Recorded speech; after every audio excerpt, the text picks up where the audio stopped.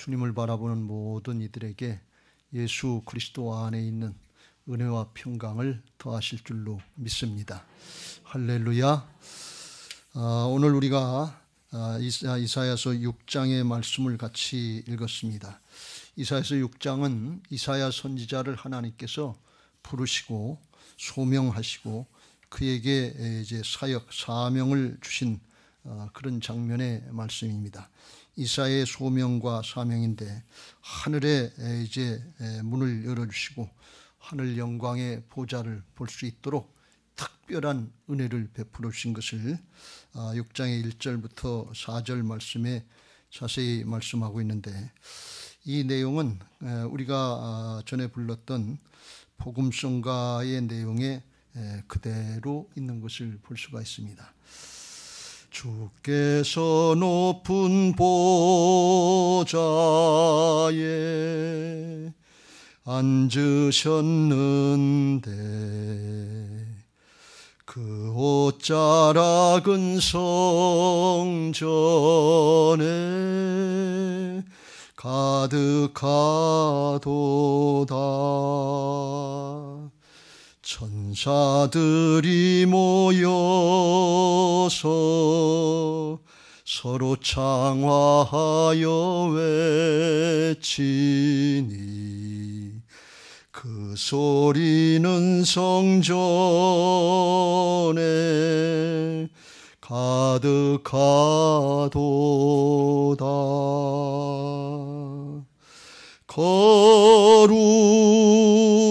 거룩하다 만군의 여호와,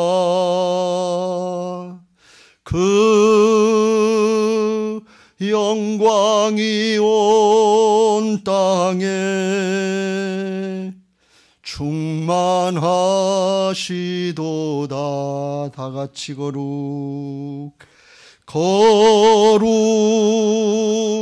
거룩하다 만군의 여호와, 그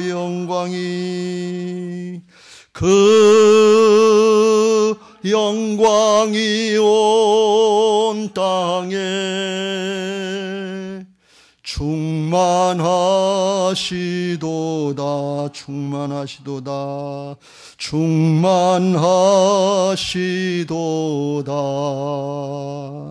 할렐루야.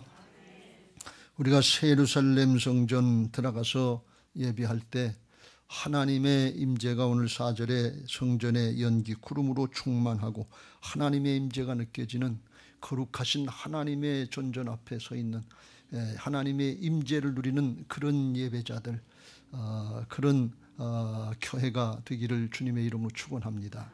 정말 우리가 평생에 예배하면서 예배가 뭔가 하는 것을 하나님의 임재 가운데, 이 영적인 체험 가운데 하늘이 열려지는 은혜들이 있게 되시기를 주의 이름으로 축원합니다. 예배를 통해서 하나님을 만나고 그 하나님이 살아계셔서 함께 하시는 역사가 믿어질 때 존재가 바뀌고 회복되는 은혜들이 있는 것을 믿으시기 바랍니다. 오늘 이사야 선지자를 주님께서 이제 눈을 열어서 만나주시고 하늘의 광경을 보게 하셔서 살아계신 하나님의 역사를 믿게 하십니다. 그리고서 사명을 주시는데, 내가 누구를 보내며 누가 우리를 위해 갈꼬 하니 그때 내가 이르되 내가 여기 있나이다 나를 보내소서 하면서 즉시로 아멘 하고 응답하는 것을 볼 수가 있습니다. 그런데 그때 이사야 선지자가 받은 사명은 그렇게 쉬운 사명은 아니었어요. 우리가 앞에서 살펴본 것처럼 당시의 이스라엘 백성들은 하나님 앞에 우상 숭배를 하고 불순종하고 그 마음이 완악하게 굳어져서 하나님의 말씀을 들으려고 하지 않고 따르려고 하지 않았어요. 그래서 하나님께서 이사야 선지자에게 이렇게 말씀하십니다. 네가 가서 얘기해도 전해도 듣기는 들어도 깨닫지 못하고 보기는 보아도 알지 못할 것이고 영적으로 둔감해져서 깨닫고 돌이켜 고침받을까 오히려 두려워할 거다, 그런 말씀. 고침받고 새로워지면 좋은데 고침받고 내 거 뺏기면 어떡하나, 영예 뺏기고 돈 뺏기고 이거 쾌락 뺏기면 어떡하나, 고침받을까 두려워한다, 그런 말씀입니다. 여러분 정말 고침받기를 사모하시길 주의 이름으로 축원합니다. 오늘날 이 세대가 그런 심정에 이거 그렇게까지 꼭 해야 되나, 이런 심정들이 있는 거예요. 고침받을까 두려워하는. 그런데 거기에 이사야 선지자가 제가 가겠습니다. 아멘입니다. 그리고 응답하는 거예요. 어떻게 이렇게 대답이 나오냐면, 예수 믿고 구원받은 사람들은 하나님의 자녀로 거듭나는 것과 동시에 그리스도의 좋은 군사들이 되는 것을 믿으시기 바랍니다. 동시에 일어나는 거예요. 예수 믿고 나중에 훈련받고 그리고 그리스도의 좋은 군사들이 되는 것이 아니고, 존재론적으로 거듭나면 이제 마귀에 속했던 자가 하나님께 속해서 이제 그리스도의 좋은 군사들이 되는 거예요. 그래서 너희는 택하신 족속이요 왕같은 제사장들이요 거룩한 나라요 그의 소유된 하나님의 백성, 하나님의 자녀들이 됐는데, 이거 만들어주신 이유가 뭐냐? 이는 너희를 어두운 데서 불러내어 그의 귀한 빛에 들어가게 하시니에 아름다운 덕을 선포하게 하려 함이라. 복음을 전하게 하기 위해서 우리를 하나님의 자녀로, 하나님의 일꾼들로 거듭나게 하신 것을 믿으시기 바랍니다.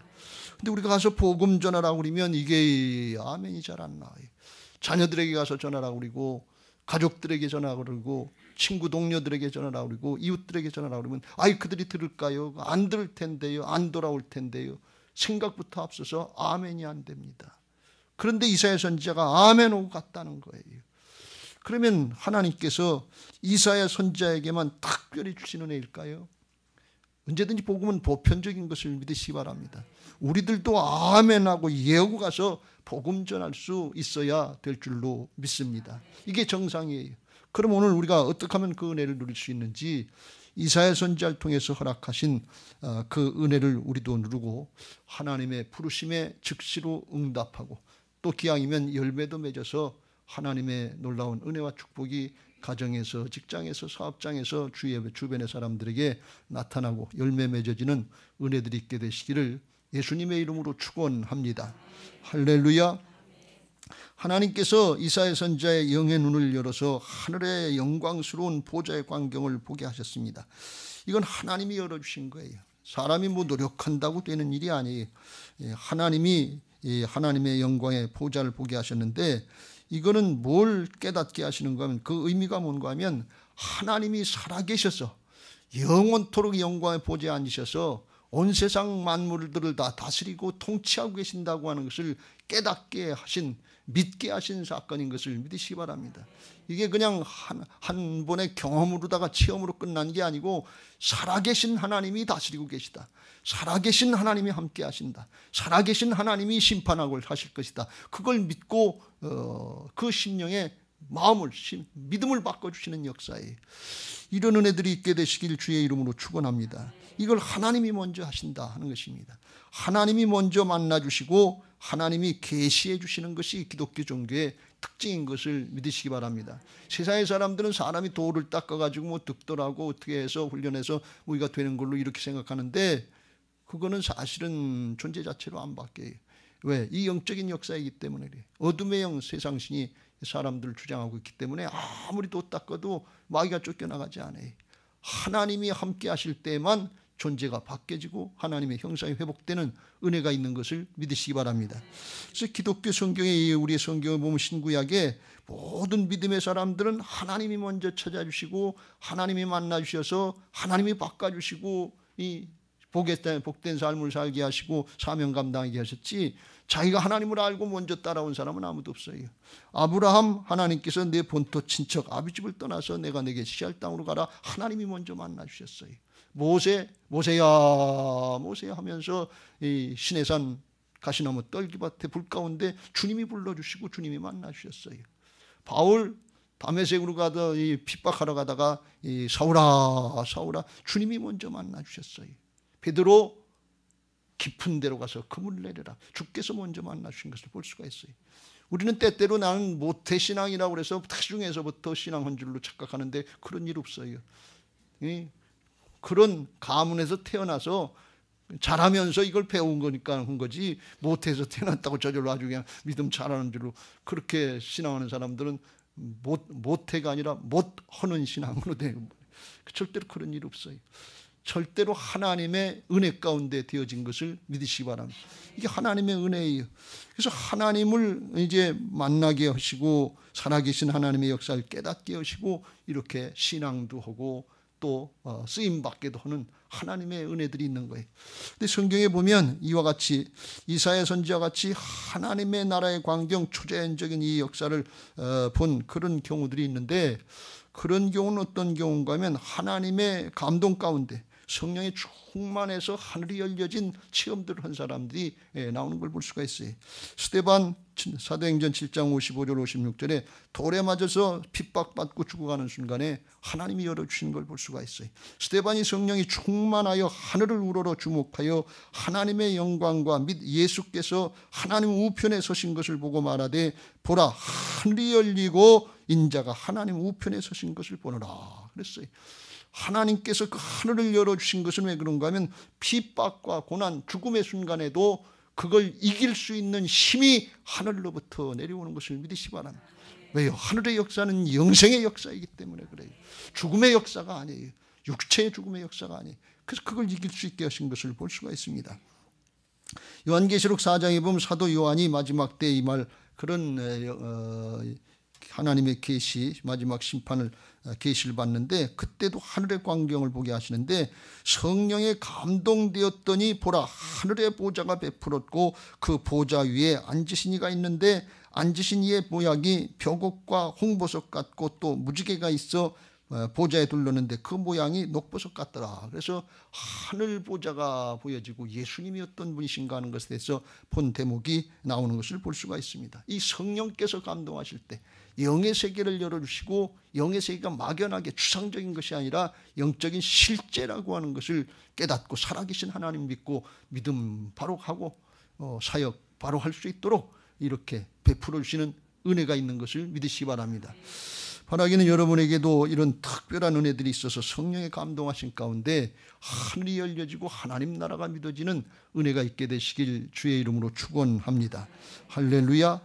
옛날에 오주옥 집사님이라고 지금 권사님 되셨는데 우리 교회에 오셔서 기름동 성전에서 한참 됐죠.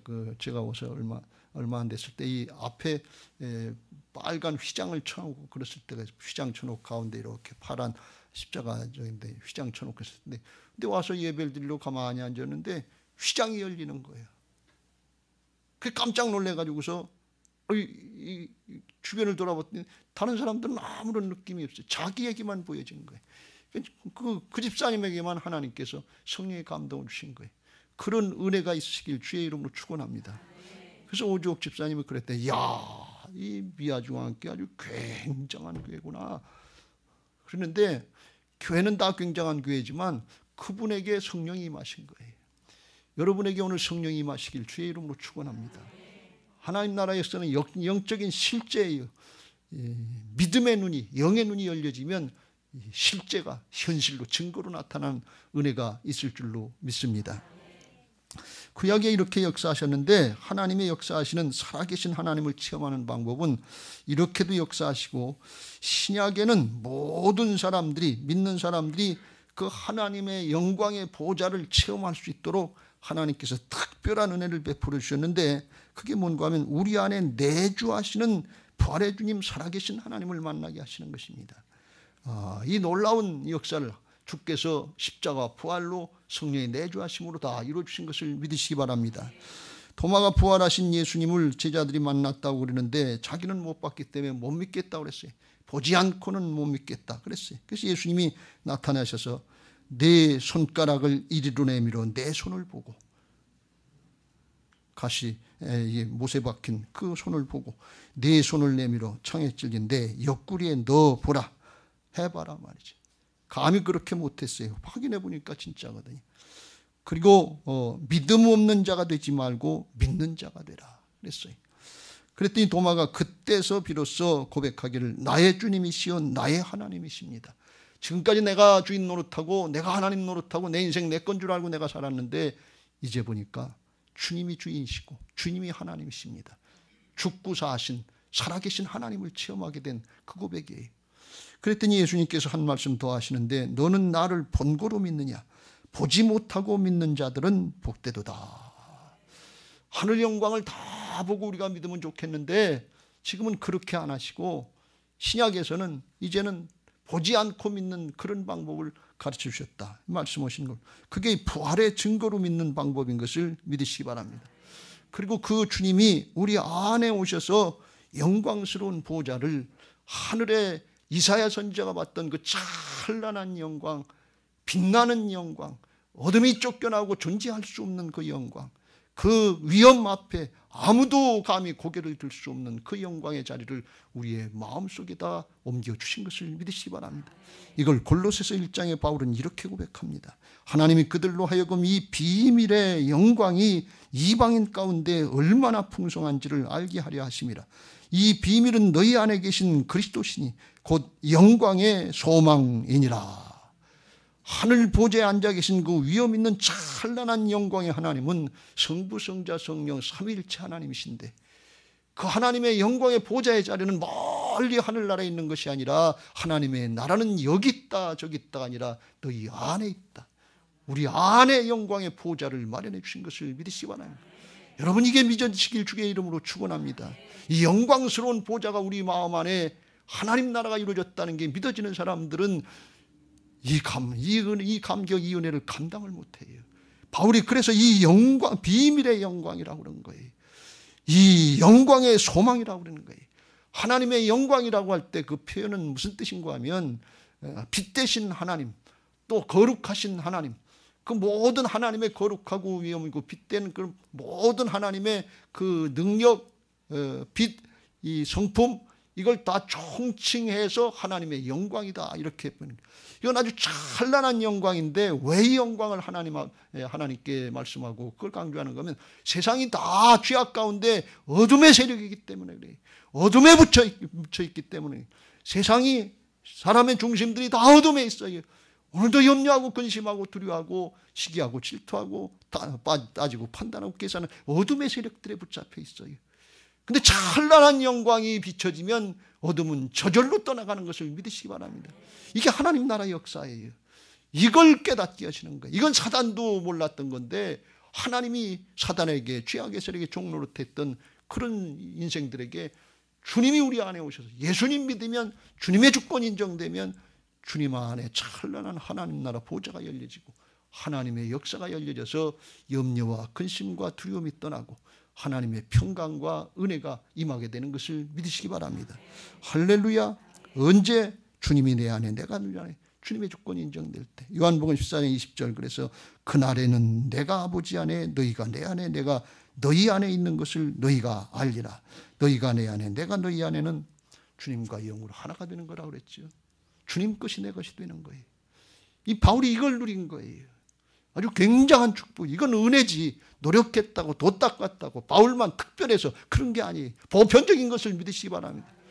복음을 받아들이고 주님의 주권 인정될 때 이런 은혜가 우리 가운데 있어서 오늘 이 시간에 염려와 근심과 두려움이 있던 거 그냥 싹 다 물러가서 예수 그리스도 안에 있는 바울이 늘 권면하고 강조했던 은혜와 평강이 임하시길 주의 이름으로 축원합니다.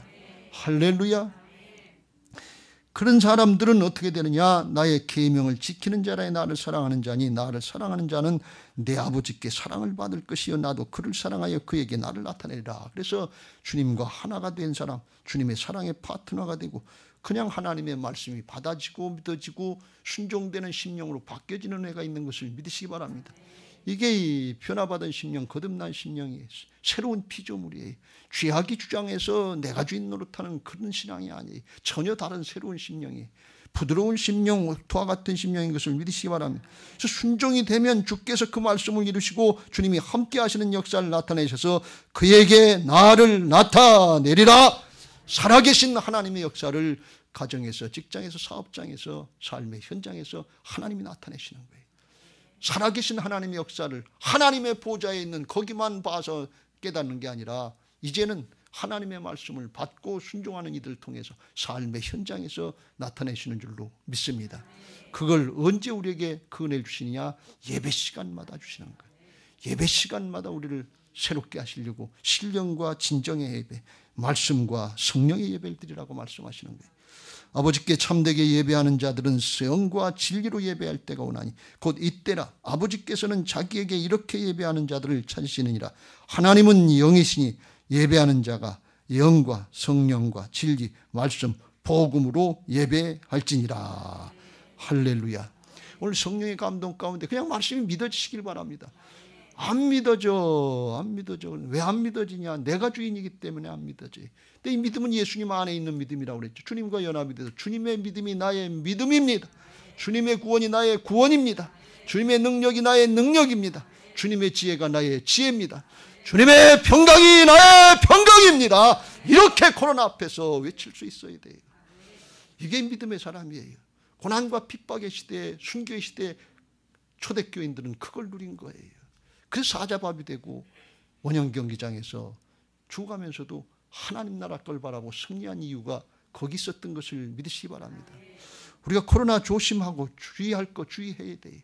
경계할 거 경계해야 돼요. 근데 두려움의 대상으로 생각하면 안 돼요. 두려워서 벌벌 떨면 안 돼요. 하나님의 평강 가운데 다스려지시기를 예수님의 이름으로 축원합니다. 이사야 선지자에게 하나님께서 왜 하늘 광경을 보여주셨냐? 살아계신 하나님이 이제도 살아계셔 다스리고 통치하시고 심판하신다는 것을 믿어지게 하셔서 전제를 바꿔주시고 순종할 수 있게 만들어주신 것을 믿으시기 바랍니다. 할렐루야. 하나님을 만난 사람은 변화가 됩니다. 중심으로 하나님을 만난 사람은 변화가 돼요. 왜 그러냐? 어둠의 세력이 쫓겨나고 빛으로 임하신 주님이 나와 함께 하시는 게 믿어지는 역사가 있기 때문에 그래요. 그래서 오늘 여기 이사야 선지자가 하나님을 만나고 나서 고백하는 게 깜짝 놀래가지고 5절에 이렇게 고백합니다. 내가 말하되 화로다 나여 망하게 되었도다. 나는 입술이 부정한 사람이요 나는 입술이 부정한 백성 중에 거주하면서 만군의 여호와이신 왕을 배웠음이로다. 이게 무슨 말씀입니까? 여러분, 하나님을 만난 사람의 올바른 신앙의 고백, 그런 자기 자신의 고백이 있는데 그건 뭔가 하면 하나님 나는 죄인입니다. 이걸 깨닫는 거예요. 하나님을 만났다 그리고 천국에 갔다 왔다 뭘 봤다 아주 굉장히 자기 자랑 삼아 얘기하는 사람들이 있는데 그건 과장이 많이 된 거고 진실이 아닐 때가 많아요. 진짜 하나님을 만난 사람은 하나님 앞에 내 존재를 보게 되고 그 앞에 죄인됨을 보게 되고 넙죽 엎드리게 된다는 사실을 꼭 믿으시길 주의 이름으로 축원합니다. 왜 그러냐? 하나님은 빛이시고 우리는 그 앞에 죄인이기 때문에 그래요. 거룩하신 하나님 앞에 우리는 설 수 없는 존재이기 때문에 그렇습니다. 이게 하나님 앞에 하나님 만난 존재들의 모습이에요. 여기 하나님 앞에 이사야 선지자가 하나님의 보좌를 봤는데 거기 스라비 천사들이 6날개를 가지고서 있는데 6날개로 다 이렇게 날개치면서 날른 게 아니고 위에 2날개는 자기 얼굴을 가렸다고 그랬어요. 자기 얼굴을 가리었고 밑에 2날개는 자기 발을 가리었고 그 중간에 날개로만 나르면서 거룩하다 거룩하다 거룩하다만 그래요. 근데 왜 자기 얼굴을 가리냐? 피조물은 감히 하나님을 함부로 볼 수 없다는 거예요. 죄인은 하나님 앞에 설 수 없는 것입니다. 왜 발을 가렸느냐? 세상을 돌아다니면서 더러운 거 세상에 물든 거 하나님 앞에 가려져야 된다는 겁니다.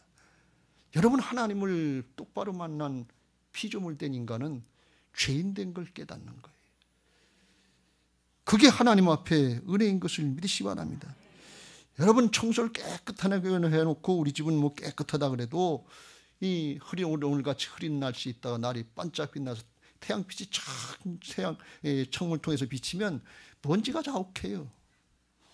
죄 없는 것 같은데 그 사람의 눈으로 볼 때 그러고 세상의 경우로 볼 거지 난 죄 없어요. 난 그 정도 아니에요. 그런데 하나님의 영광의 빛이 비춰지면 하나님의 거룩의 빛이 비춰지면 죄악 덩어리예요. 죄악으로 혼미하고 타락한 그게 보여지는 거예요. 이사야 선지자가 그걸 본 거예요. 거룩하신 하나님 앞에 찬란한 영광의 하나님 앞에 내가 어떻게 여기 서 있냐 말이지. 감히 망하게 됐다 죽게 됐다. 더군다나 나는 입술이 부정한 사람이고 입술이 부정한 백성 중에 지금 이 백성들이 이스라엘 백성들이 다 타락하고 음란하고 강팍하고 있는데 이 백성 가운데 살아서 거기 물들었던 내가 어떻게 하나님 앞에 서냐 그런 얘기예요. 지금 이 세대가 어떤 죄악된 세대인데 이런 세대에 살면서 나는 괜찮은 것처럼 이렇게 얘기하고 그렇게 하나님 앞에 당당할 수 있는 사람이 누가 있습니까? 죄인인 걸 깨닫는 거예요. 그래서 이거 죽게 생겼다, 큰일 났다 그러는데 하나님께서 은혜로 천사를 통해서 하나님의 제단에 수출 갔다가 이게 성령의 불이죠. 그 입술에 대고 내 악이 제하여졌고 내 죄가 사여졌느니라. 은혜로만 하나님 앞에 서는 것을 믿으시기 바랍니다. 보혈로 씻음 받아야 되고 성령의 불로 태워져야 될 줄로 믿습니다. 여러분, 하나님 앞에 서는 사람들은 자기의 부족함을 깨닫는 거예요. 이만하면 됐다. 아니에요. 그건 주님을 몰라서 그래. 자기 존재를 몰라서 그래. 하나님을 올바로 만난 사람들은 다 자기의 죄됨을 깨닫고 고백하는 사람입니다. 베드로에게 주님이 이제 깊은 데로 가서 그물을 내리라 그랬더니 내가 밤이 맞도록 수고했는데 한 마리도 못 잡았지만 말씀에 의지해서 그물을 내리다. 여러분, 말씀에 의지해서 순종하시길 주의 이름으로 축원합니다. 기분 감정에 의해서 자기 마음대로 하지 말고 자기 주장, 자기 고집, 자기 어떤 경험 이거 의지해서 주장하지 말고 그냥 말씀에 의지해서 순종하시길 주의 이름으로 축원합니다. 순종해 보니까 2배 가득 이 배에 가득 고기를 잡은 거예요. 깜짝 놀랐어요. 근데 시몬 베드로가 8절의 일을 보고 예수의 무릎 아래 엎드려 이르되 주여 나를 떠나소서 나는 죄인이로소이다. 거기 같이 있던 사람들, 자기 동료들이 고기 잡힌 거 그거 물고기 보고 2배 가득 채웠으니까, 그러니까 세베대 아들로서 시몬의 동업자인 야고보와 요한도 놀랐습니다. 깜짝 놀란 거예요. 그런데 관점이 달랐던 거예요. 세베대와 동업자 야고보, 요한 이런 사람들은 그 물고기를 보고 굉장하게 이게 보통 분 아니다 그 정도고 그걸 보고 놀랐고 속으로는 좋아했겠죠. 그런데 베드로는 이 사건을 보고 물고기를 보고 좋아한 것이 아니라 하나님의 거룩하신 존전 앞에 죄인된 자기가 선 걸 보고서 이걸 보고 깜짝 놀라서 그 앞에 넙죽 엎드려서 주여 나는 죄인입니다. 나를 떠나소서. 주님 저를 부르러 오신 것 같은데 저는 그런 그릇이 못 됩니다. 죄인입니다. 그랬더니 주님이 무서워하지 말라. 이제후로는 내가 사람을 취하리라. 사람을 낚는 어부가 될 것이다. 하나님의 은혜로 그 과정을 가게 하시는 것을 볼 수가 있어요. 여러분, 우리 사람들의 심정 같고 야고보, 요한 같으면 그렇게 생각할 수도 있었겠죠. 아유 주님 감사합니다. 우리 앞으로 동업합시다. 같이 하면 아주 굉장하겠습니다. 여러분, 세상의 일에 동업자로 예수님 하나님을 이용하려고 들지 마세요. 하나님 나라 일에 동업자고 동역자인 것을 믿으시기 바랍니다. 우리는 가끔 하나님을, 예수님을 내 일을 위해서, 세상 일을 위해서 이용하려고 하는, 도구로 사용하려고 하는 것 같은 그런 신앙들을 많이 해요. 여러분, 문제 해결에 초점 맞추면 이런 신앙이 돼요. 존재로 하나님 앞에 서시길 주의 이름으로 축원합니다. 존재로 하나님을 만나시길 주의 이름으로 축원합니다. 돈 가지고 하나님 만나는 거 아니에요. 지식 가지고 하나님 만나는 거 아니에요. 세상의 타이틀 가지고 하나님 만나는 거 아니에요. 하나님 앞에 내 거룩하신 하나님 앞에 더럽고 추한 존재로 만나는 거예요. 그 존재로 주님을 만난 사람만이 변화받고 새로워지는 은혜가 있는 것을 믿으시기 바랍니다. 왜 그러냐? 하나님은 빛이시기 때문에 그래요. 빛 앞에 어둠이 드러나는 거예요. 요한복음 3장 19절에 예수님이 그 빛으로 오셨다고 그랬어요. 정죄는 이것이니 빛이 세상에 왔을 때 사람들이 자기 행위가 악함으로 빛보다 어둠을 더 사랑한 것이니라. 악을 행하는 자마다 빛을 미워하여 빛으로 오지 아니하나니 이는 그 행위가 드러날까 하며 진리를 따르는 자는 빛으로 오나니 이는 그 행위가 하나님 안에서 행한 것임을 나타내려 함이라.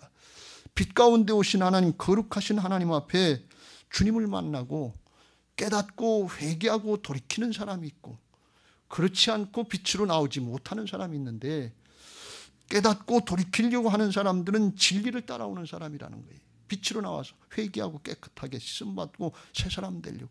그런데 빛으로 나오지 않은 악한 사람들이 있는데 왜 그러냐? 빛보다 어둠을 더 사랑하기 때문에. 몰라서 그런 게 아니에요. 세상을 더 사랑하기 때문에, 자기 자신을 더 사랑하기 때문에, 돈을 더 사랑하기 때문에, 이러다 뺏기면 어떡하나, 고침받을까 두려워하는 심정들이 있기 때문에 그래요.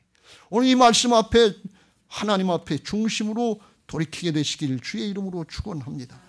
할렐루야. 요한일서 1장 8절 9절 만일 우리가 죄가 없다고 말하면 스스로 속이고 또 진리가 우리 속에 있지 아니할 것이요. 그러나 만일 우리가 죄를 자백하면 그는 미쁘시고 의로우사 우리를 죄에서 사하시며 우리를 모든 불의에서 깨끗하게 하실 것이요. 주님이 우리를 만나주시는 목적이 여기에 있는 것을 믿으시기 바랍니다.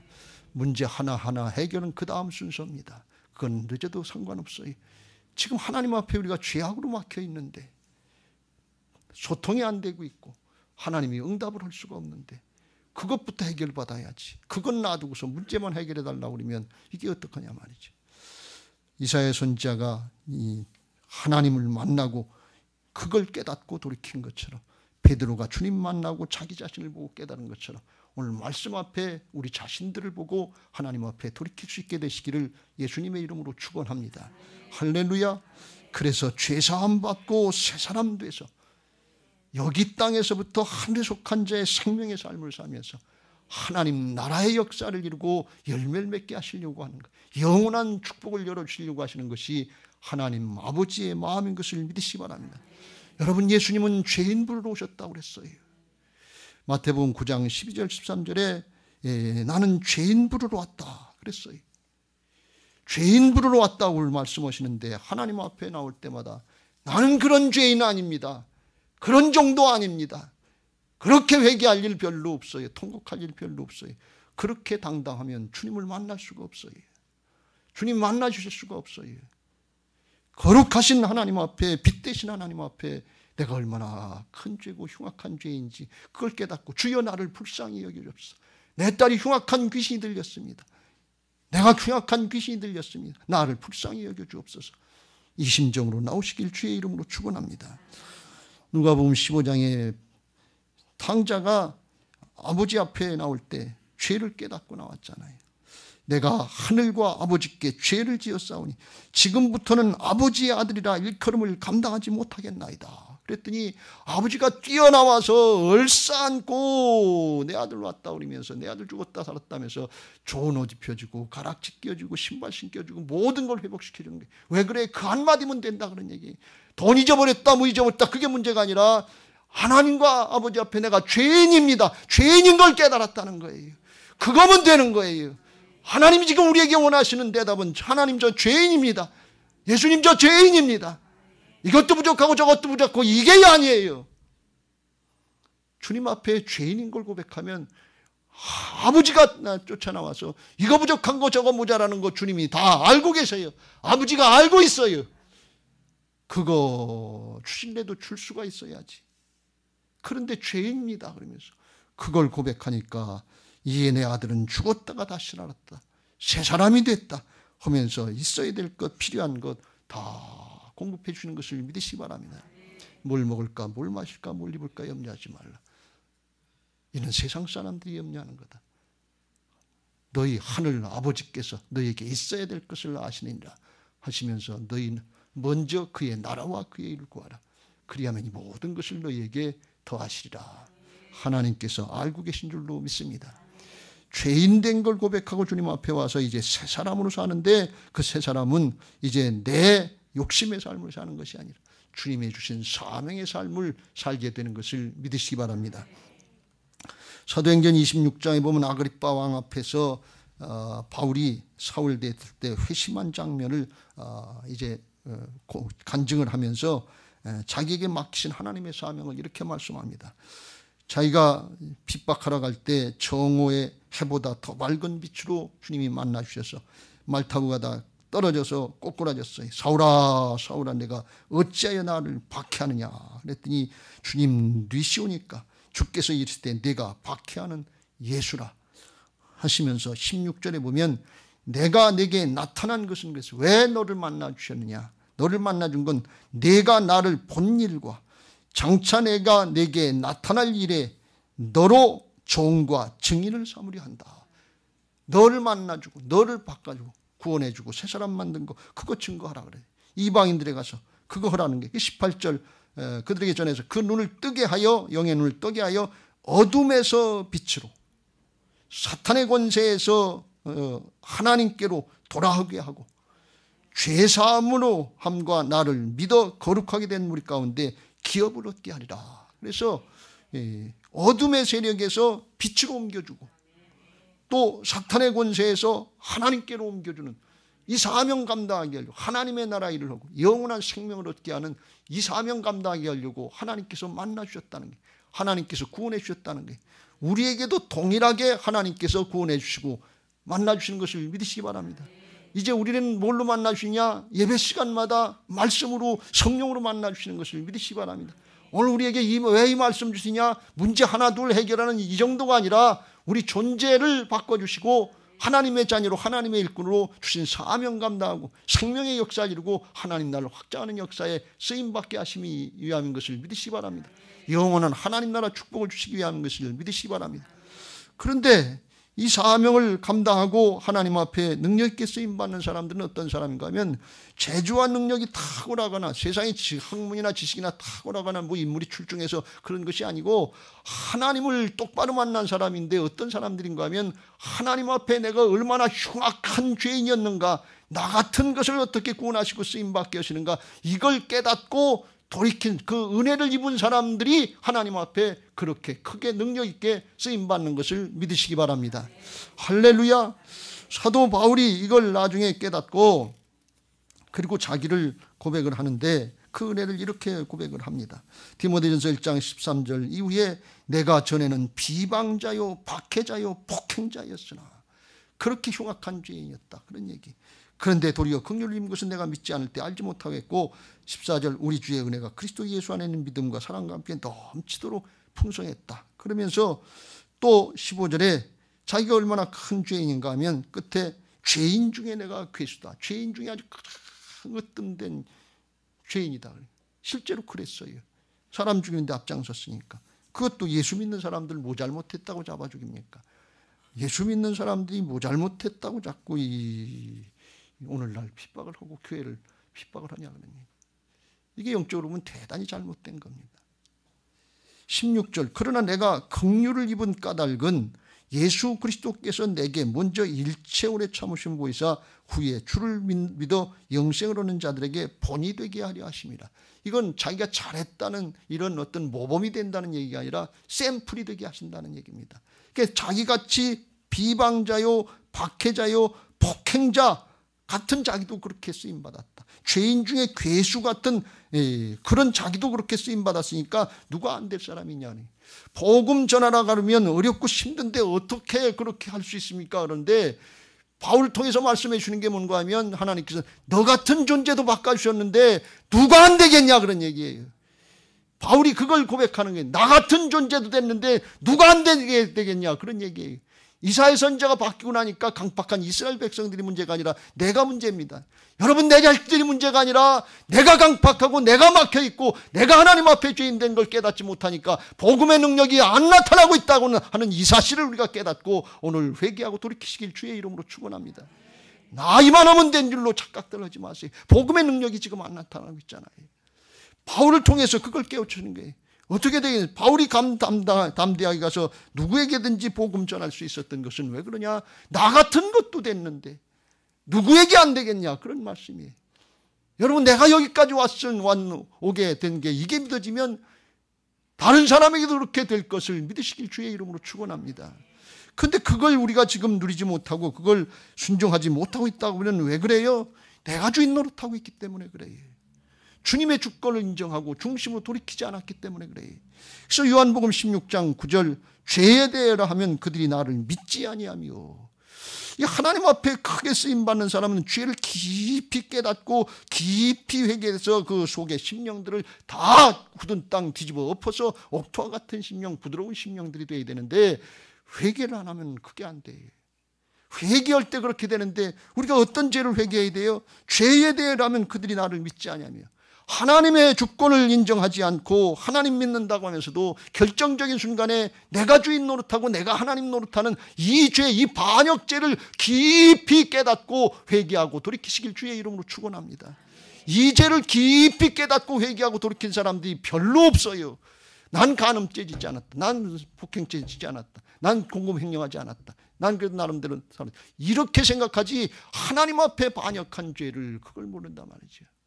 반역죄인 거예요. 여러분 신앙 잘하고 목사님께 충성합니다. 그런데 결정적인 순간에 자기가 목사 노릇하려고 그래. 그럼 그게 잘하는 겁니까? 목사님 그걸 모를까요? 하나님은 그걸 모르실까요? 우리가 지금 이런 죄를 짓고 있는 거예요. 이게 얼마나 안타까운 일인지 몰라요. 하나님 앞에 이게 깨달아지고 이게 돌이켜지시기를 주의 이름으로 축원합니다. 일전에도 말씀드렸습니다. 어명이다 그러면 그 앞에 다 엎드리는 거예요. 임금의 왕의 명령이니까. 근데 어느 정도까지 그냥 가면 어명이요, 그리고 당신 반역했으니까 사약이요, 이거 먹고 죽으시오 그러면 안양을 향해서 절 3번 하고 이 성은이 망극합니다. 그리고서 절 3번 하고 그거 사약 먹고 각 죽는 게 이게 백성된 도리라고 그랬죠. 근데 하나님의 명이라고 그러는데, 만군의 하나님, 만왕의 왕 되신 하나님의 명이라고 그러는데 회개하고 은혜 받고 복 받으라고 그러는데 이게 순종이 안 되는데 이게 무슨 믿음입니까? 여러분, 우리가 심각하게 한번 생각해 봐야 돼요. 마지막 때에 걸려있는 건 하나님과 우리 사이 반역죄, 근원적인 죄가 해결이 안 돼서 이게 소통이 안 되고 하나님의 축복의 통로, 공급의 통로가 막혀 있다는 이 사실을 우리가 명심해야 될 줄로 믿습니다. 하나님 앞에 하나님의 심정이 어떻겠는가, 이걸 잘 깨달았어요. 이사야서 1장 2장 우리가 앞에서 살펴본 것처럼 이스라엘 백성들이 그때 경제적으로는 좀 살만해서 믿음 생활 잘한다 그리고 하나님 앞에 열심히 예배한다 그리고 제물 갖다 드린다고 그러는데 하나님은 그걸 기뻐하시지 않는다고 하시면서 내 마당만 밟고 간다 그랬어요. 하나님과 중심으로 통하지 않는다는 거예요. 성일 지키고 이거 지키고 저거 지키고 열심히 한다는데 하나님이 부담만 된다. 왜? 중심이 안 통해요. 자신이 안 들여진 거예요. 여전히 염난이고 여전히 우상숭배고 여전히 자기가 주인 노릇하고 자기가 하나님 노릇해. 하나님 앞에 기도하고 많이 한다는데 하나님이 응답을 하실 수가 없는 거예요. 그것 주면 세상으로 또 갈 텐데. 그래서 하나님이 말씀하시기를 뭐라고 말씀하시면 슬프다. 범죄한 나라의 허물진 백성이 행악 중에 행악의 종자, 행위가 부패한 자, 슬프다. 그런 얘기. 하나님이 그걸 가만 놔두실 수 없어서 연단과 고난의 과정을 통해서 이방 대적들을 통해서 그걸 고쳐주시려고 하시면서 하나님의 마음이 슬프다. 여러분, 자식을 징계하는 부모의 마음이 편하겠어요? 슬프다. 예배 시간마다 잘 생각해 보세요. 하나님의 말씀 앞에 아멘입니다. 예입니다. 그리고 순종해야 되는데 내 사정 모르니까 그런 말씀 하시죠. 지금 때가 어느 때인데 자기 주장, 자기 감정, 자기 사정 형편, 자기 지식, 자기 경험 가지고 하나님의 말씀을 거절해요. 거역해요. 리젝트해요. 튀어나와요. 그냥 순종이 아니에요. 아멘이 아니에요. 튀어나오고 그래요. 판단하다가 그냥 가요. 그러니까 하나님 앞에 예배 시간마다 하나님이 거절당하는 거예요. 여러분, 거절당한 경험 있으세요? 남편한테 거절당해 본 여편들 있습니까? 여편에게 거절당한 남편 있습니까? 친구에게 거절당해 본 경험 있으세요? 거절의 이 아픔, 이거이 얼마나. 자기 자식에게 거절당해 본 부모들 있지요? 얼마나 마음이 상해. 하나님이 예배 시간마다 거절을 당하시는 거예요. 거절당하고 슬프다. 예배를 받아주고 하늘문을 열어주고 싶은데 그렇게 할 수 없는 마음이 슬프다, 그런 말씀이. 때리지 않으면, 연단하지 않으면 안 되는 그 마음이 슬프시다, 그런 얘기. 기도하면 응답해주고 하늘문을 열고 쏟아 부어주시기를 원하는 게, 주시면서 기뻐하시기를 원하시는 게 하나님의 사랑인데 슬프다, 그런 얘기. 응답할 수가 없으니. 여러분이 하나님의 심정을 이 시대 우리가 마지막 때 깨닫고 돌이키시길 주의 이름으로 축원합니다. 죄라 하면 저희가 나를 믿지 아니하며, 믿는 흉내만 내는 게 아니라 하나님이 하나님 되신 걸 믿고 그 하나님 앞에, 거룩하신 하나님 앞에, 영광스러운 하나님 앞에 넙죽 엎드려서 순종할 수 있게 되시길 주의 이름으로 축원합니다. 그 하나님이 그렇게 거룩하심으로 우리를 만나주고 새롭게 하셔서 하나님의 역사에 쓰임받게 하시고, 나도 됐는데 누가 안 되겠냐? 나 같은 죄인, 나같이 깡박하고 나같이 모진 사람도 되는데 누가 안 되겠냐? 이 심정 깨달으면, 이 은혜를 깨달으면 아멘입니다. 예입니다. 그리고 가서 순종하고 복음 전하게 될 줄로 믿습니다.